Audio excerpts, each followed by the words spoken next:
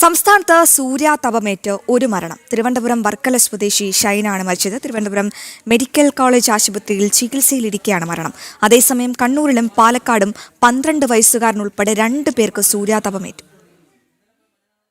വേനൽ ചൂട് കടുത്തതോടെ വെന്തുരുകുകയാണ് കേരളം. സൂര്യാതപമേറ്റ തിരുവനന്തപുരം ഇടവ വെൺകുളം സ്വദേശിയും 40-കാരനുമായ ഷൈനാണ് ഇന്ന് മരണപ്പെട്ടത്.